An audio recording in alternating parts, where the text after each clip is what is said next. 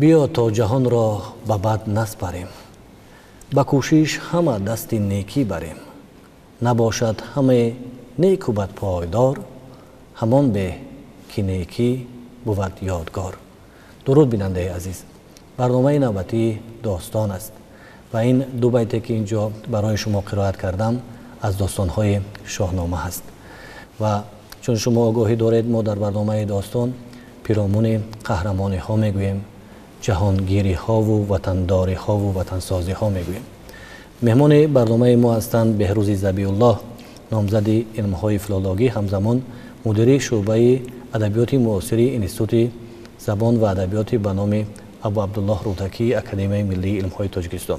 شما را به برنامه خیر مقدم میگویم. تشکر زیاد. سلامت. استاد در برنامه های پیشین پیرامون زمان پادشاهی بهرام گور و وارثان او گفته آمدیم تا زمان قوباد و امروز میخواهم دایر به پادشاهی کسرای نوشین روان صحبت کرده باشیم. اصلا استاد کسرا کی بود و کی چگونه سر تخت آمد؟ داستان کسرای نوشین روان در شاهنامه یک کلانترین داستان است و مفصلترین داستان است، زیرا که خود کسرا یکی از قدرتمندترین پادشاه از خاندان ساسانیان به شمار می رفت و فردوسی میگوید که چو کسرا نشست از بر تخت عاج، به سر برنهادان دل افروز تاج. بزرگان گیتی شدند انجمن، چو بنشست سالار با رایزن. کسرا 22مین شاهنشاه از سلسله ساسانیان بود. در برنامه‌های گذشته ما ذکر کردیم که بعداً بر اثر اختلافاتی که سر میزد بین شاهزاده ها، بین اعیان و اشراف دربار، گاه پادشاهان این سلسله زیاد طولانی حکومت نمی کردند. بر اثر تبادلاتی که شروع می شد مدت شاهنشاهی آنها خیلی کوتاه بود و در برخی مرحله ها شاهنشاهی ضعیف می شد و در حال پراکنده شدن بود. و حالا دورانی که ما از بهرام گور گفتیم، قوباد که آمدن پادشاه های قدرتمند بودن، دوباره ایران سرجم شد، متحد شد. همین کسرای نوشین روان از جمله پادشاهان بود که سیاست پدرش قوباد را ادامه داد و برای تحکیم ایران زمین بسیار خدمت ها کرد. این پادشاه بود که هم بسیار با رقیبان خود به شدت برخورد میکرد و با دوستان و بزرگان قوم خود بسیار مهربان بود و همچنین بسیار دانشمند زبردست هم بود. و این همان پادشاه است نوشین روان دادگر که در منابع اسلامی پیامبر اسلام نیز به عدل او اشاره کرده است. چندین لقب داشت، خسرو یکم از یاد میکردن و معروفترین تخلصش با نام نوشین روان دادگر در تاریخ معروف بود و دلیل دیگرش این بود که بسیار به دانش و دانشمندان علاقه سختی داشت و آنها را سخت احترام میکرد و بخصوص به دانش در هر سرزمینی که بود او مراجعت میکرد. او از دانشمندان هند استفاده کرده است، از مثلا یونانی ها استفاده کرده است و کسی بود که دستور داد که فلسفه یونان مکتب فلسفه یونانی ترجمه کرده شود. بنابراین او را بزرگان به عنوان شاگردی افلاطون نیز نام می بردن و فیلسوف و حکیمش می گفتن، از بسی به فلسفه و به علم علاقه و رغبت کلان داشت و دستور داده بود که تمام کتاب‌های علمی و دانشی و فلسفی که چی در یونان بود، چی در روم بود، چی در چین بود و چی در هند ترجمه و برگردان کنند و در خدمت مردم قرار دهند. مهمترین کاری که در زمان پادشاهی کسرای انوشیروان انجام گرفت، انجام اصلاحات بسیار گسترده بود که دیگران همین کار را نکردند. او چی کار کرد؟ اولین کار کرد برای که ایران پهناور را اداره کند، خوب اداره کند، زیر نظرش باشد، ایران را به 4 منطقه تقسیم کرد. مثلا سپهبد شرق، سپهبد مشرق، مغرب، شمال و جنوب و در هر امین منطقه های سپهبد که بسیار جغرافیای کلان را فرا می گرفت، یک سپهبد حکومت میکرد، معاونی مثلا انوشیروان عادل بود. دوم کار کرد اصلاحاتی که او گذران در اصلاحات نظامی بود. بسیار ارتش قدرتمند تشکیل کرد، منظم و مجهز، طوری که در برنامه‌های گذشته گفتیم در گذشته ها ارتشی در ایران حرفه‌ای بود. در دوران پادشاهی بعضی پادشاهان قدرتمند ارتش حرفه‌ای بودند که معاش می‌گرفتند، انتخاب شده. بعد گردان‌های بودند که فقط در خدمت نظامی بودند و به کارهای دیگر دست نمی‌زدند و همین سنت بعدها در دوره پادشاهان دیگر که به ضعف گراییده بود از بین رفته بود. فقط در لحظه های جنگ مثلا مردم فراخوان میکردن و این نظامی ها می آمدن و در جنگ ها شرکت میکردن. همین سنت را دوباره کسرای انوشیروان احیا کرد و یک لشکر بسیار منظم، مجهز، قدرتمند بنیاد نهاد با فرماندهان بسیار مسئول و زبردست و به همین طریق امنیت ایران شهر را تامین کرد. سیوم اصلاحات مهمی که انجام داد، دوام اصلاحات پدرش شاه قباد بود، اصلاحات مالی است. انداز، مالیات، گرفتن باج و خراج. قباد هم میخواست که یک سبوکی های به مردم ایجاد کند، بنابراین از 10 مثلا سهمیه شاهنشاهی که بود از 5 بود تا زمان قباد و این آمد کسرای انوشیروان از 10 یک حصه را فقط برای پادشاهی خراج را گرفت، دیگر آن را بخشید. مثلا میگد که 3 بود یا 4 از بهر شاه. قباد آمد و 10 آورد راه، زده 1 بران بود که کمتر کند، بکوشد که کهتر چو مهتر کند. به کسرا رسید آن سزاوار تاج، ببخشید بر جای 10 خراج.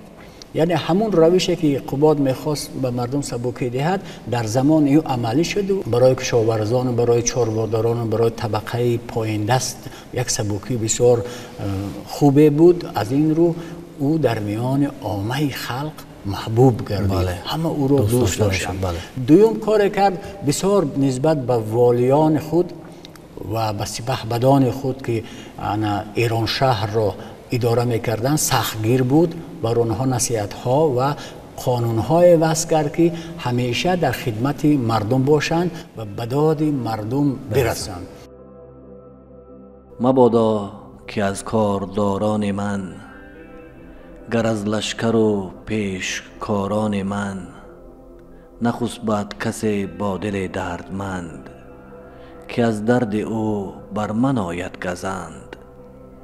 سخنها اگرچه بود در نهان، بپرسد ز من کردگار جهان. و همین بیت گویای همین بود که او نسبت به اداره دولت و نسبت به حقوق خلق و زیردستان و فرمانبرداران خود بسیار مرد بود از کوشا و جدی.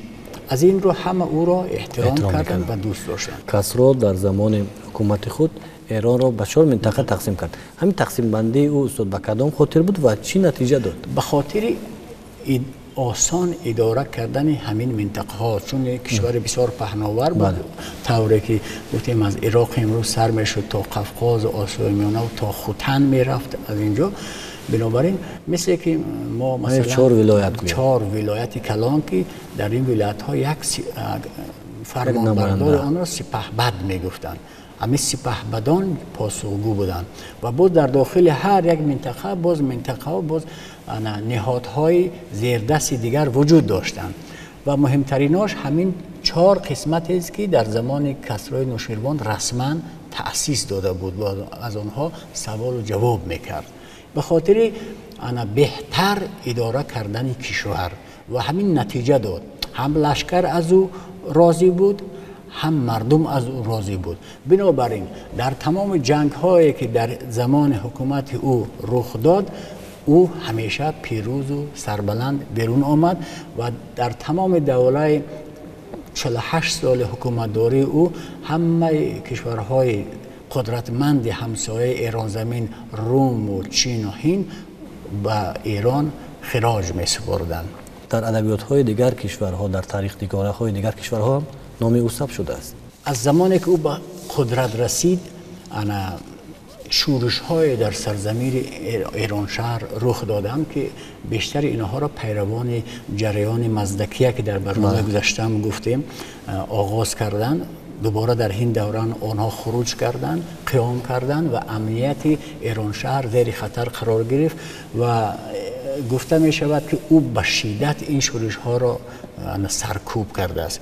در منابع تاریخی چی در نوشته های تاریخ نگاران مثل ابن مسکوی، سآلبی یا که بلعمی، مسعودی، جان سیر ملکوم، کریستیانسن، تاریخ نگارانی که در این باره معلومات دادند، همه آنها همین سرکوب پیروان مزدکیه را به کسرای نوشینروان نسبت دادند که در زمان او به شدت این گروه ها سرکوب شدند. بعد اون وقتی که به قدرت رسید، وقتی لشکر قدرتمند ساخت، اولین کار کرد خودش با لشکرش تمام سرزمین ایران شهر را گردش کرد تا از نزدیک با اوضاع هم سیاسی و اجتماعی همین منطقه ها آشنا شود.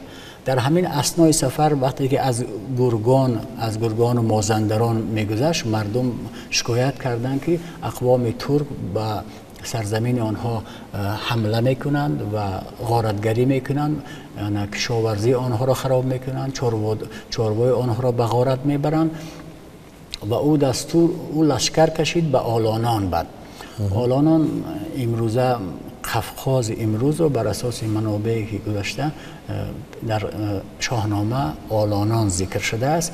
با اوجا لشکر کشید و این گروه ها را سرکوب کرد و دستور داد که در اطراف مازندران لب بحر خزر از هند و چین و روم دستور داد که بهترین هنرمندان را دعوت کنند، استاها را دعوت کنند و یک دیوار بلند حصار برکشید که دیگر آنها نتوانند که به سرزمین مازندران و گرگان وارد شوند و مردم را آزار و اذیت دهند. این اولین نقشه هم نظامیش بود، هم نقشه اجتماعیش که برای تأمین امنیت مردم انجام داد.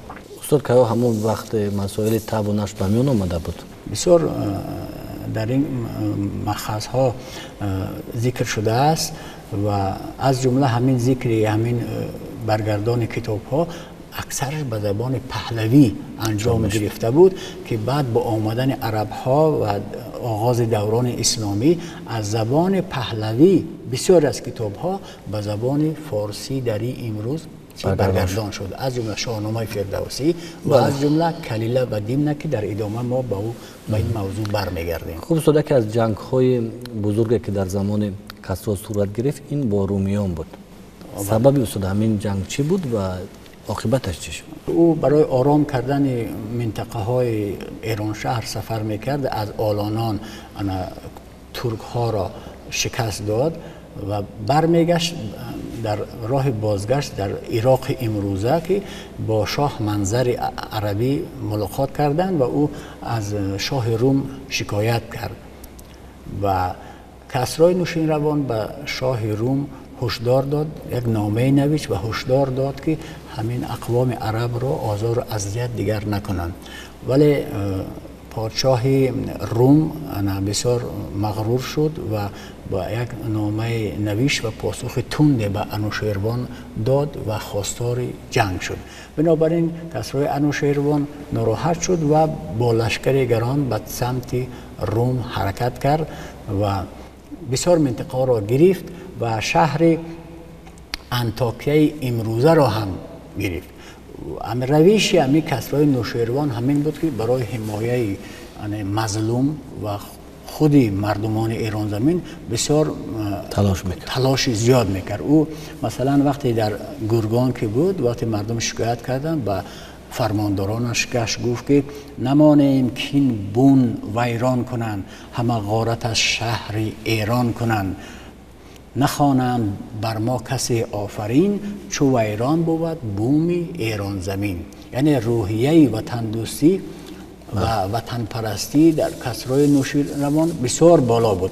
بنابراین در جنگی که با قیصر روم با سرلشکرش فورفوریوس به جنگ او آمد، شکست خورد و عقب نشینی کرد و اونها چندین منطقه از روم را تصرف کردند، از جمله شهر انطاکیه را که امروزه همین شهر پیش از پایتخت‌های روم شرقی بود و امروزه هم هست با نام انطالیا در حدودی ترکیه. امروز همین شهر هست. این شهر بسیار قدیمی و تاریخی است و تحت شهر رومیان بود در زمانش.